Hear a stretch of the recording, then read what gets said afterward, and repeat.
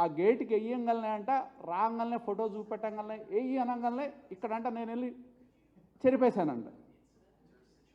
నేను చెప్తున్నా, నేను ఛాలెంజ్ చేస్తున్నా వైకాపా నాయకులకి, ఇది ఆ రోజున్న గేట్. ఈ గేట్లో మీరు చూస్తే మీకు ఫోటోలు కూడా షేర్ చేస్తా. ఈ గేట్ల మీద రంగు పోయి ఉంటుంది. నేనే కనుక కొత్తగా వేస్తే కొత్త రంగు ఉంటుంది. నేనేమి మీలాగా నేనేమన్నా ఊసర వెళ్ళా?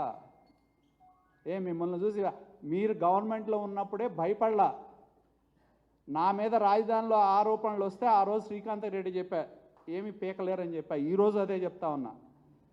ఇది అక్కడున్న గేటుకి సంబంధించిన ఫోటోలు. పేర్ని నాని ప్రెస్ మీట్ పెట్టిన రోజు ముందు రోజు ఉన్న ఫోటోలు.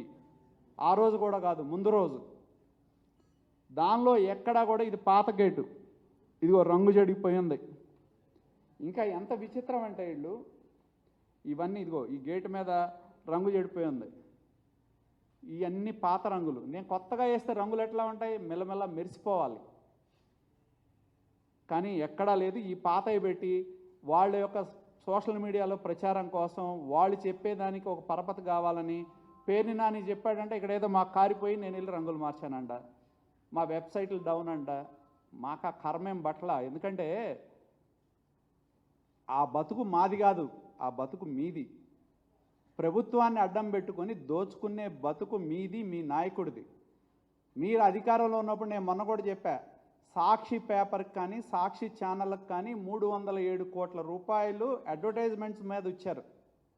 అలాగే భారతీ సిమెంట్స్ నుంచి నాకు తెలిసి 3 లక్షల టన్నులకు పైగా సిమెంట్ను కొన్నారు. అది ప్రభుత్వాన్ని ఉపయోగించుకోవడం అంటే ఇదే? నిజంగానే నేను ప్రభుత్వం నాకు ఫేవర్ చేయాలంటే మీరు పెట్టిన కేసులు ఇప్పటికీ నా మీద ఉన్నాయి. గవర్నమెంట్ చేస్తే కేసుల గురించి నాకు మీరు పెట్టిన తప్పుడు కేసులు ఎత్తేయాలి.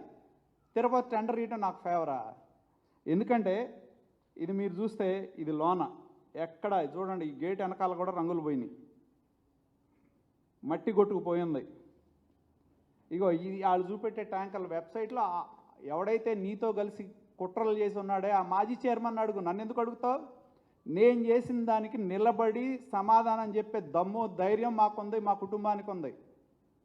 నీతో కుట్రలు చేసి మా మీద కేసులు పెట్టిన మాజీ చైర్మన్ ఉన్నాడు కదా, ఆయన అడుగు, నన్ను కాదు. సంగం డైరీ వైష్ణవి పక్కన సంగం డైరీ ఎంబ్లం ఎందుకు వచ్చిందో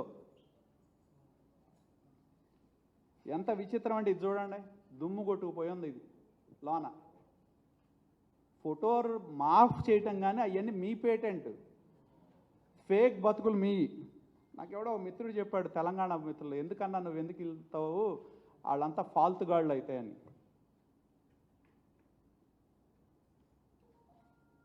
బాగా తెలంగాణలో తిరిగే వాళ్ళకి తెలుస్తుంది ఫాల్తుగాళ్ళు అంటే. ఆ కేటగిరీ వైకాపా నాయకులు కానీ నాయకత్వం కానీ.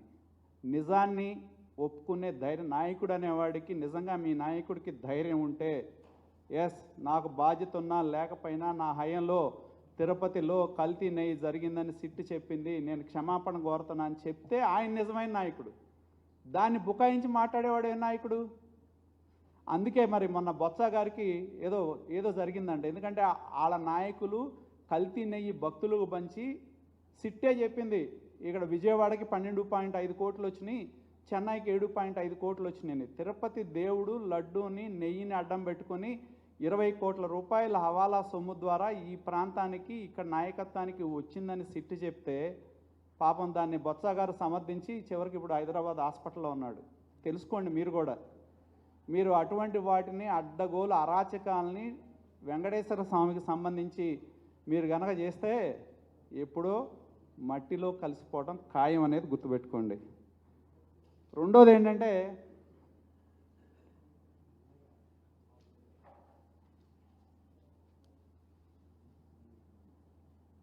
నేను కొత్తగా టీటీడీలో టెండర్లు వేయలా, మీకు అది కూడా చెప్తా ఉన్నా. నేను 2021లో టెండర్ వేసా, డేట్స్తో సహా చెప్తా. 15/5/2020 టీటీడీకి టెండర్ వేసా, 12/2/21 టెండర్ వేసా. సంగం డైరీ టెండర్ వేసింది ఆ రోజు, నేను కాదు, సంగం డైరీ. 9/2/21 టీటీడీ గీ కోసం సంగం డైరీ టెండర్ వేసింది. మీరు రికార్డులు బయట పెడుతున్నారు కదా, మరి ఆ రికార్డులు కూడా బయట పెట్టండి. ఆ దేవదేవుడి దగ్గర సేవ చేయడానికి ఎన్నో సంవత్సరాల నుంచి మేము ఎదురు చూసాం, ఎన్నోసార్లు మేము టెండర్లో పాల్గొన్నాం. కానీ ఆ రోజు మీరు ఏదైతే ఇవాళ సోకాల్డ్ ఈ కేసులో ఉన్న విజయభాస్కర్ రెడ్డి అనే వ్యక్తి వాళ్ళలో ఉన్న టీము ప్లాంట్ ఇన్స్పెక్షన్కి వస్తే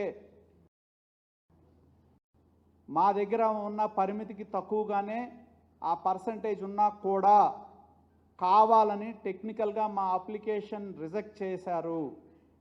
అందువల్ల మేము టెండర్లో పాల్గొనలేకపోయాం. ఇవాళ నేను ఇక్కడ నిలబడి ఛాలెంజ్ చేస్తా, అమూల్ తర్వాత క్వాలిటీకి సంబంధించి హైయెస్ట్ ఎక్విప్మెంట్ ఏదైనా ఈ దేశంలో ఉంది, దక్షిణ భారత్లో ఉంది, కేఎంఎఫ్ దగ్గర లేనిది కూడా ఉంది అంటే అది మా సంగం డైరీలోనే